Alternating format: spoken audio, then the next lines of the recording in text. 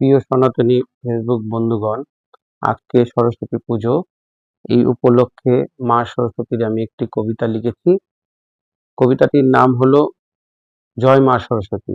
অমর সানি রাজ। শুভ্র বসনে জ্ঞানময়ী মা, বীণার সুরে প্রাণ, অজ্ঞান আধার দূর করো মা, দাও আলোর সন্ধান। হাতে তোমার পুস্তকখানি বিদ্যার পবিত্র চিহ্ন, বুদ্ধি বিবেক জাগিয়া তোলো, তোমার করুণ দৃষ্টিনন্দ। শ্বেতহংসে চড়ে এসো মা, শান্তির রূপ ধরে, মনের কলুষ ধুয়ে দাও মা, সত্যের পথ ভরে। সাদা বসনে শান্ত তুমি, করুণাময়ী মূর্তি, বীণার সুরে জাগাও প্রাণ, দাও জ্ঞানের তৃপ্তি।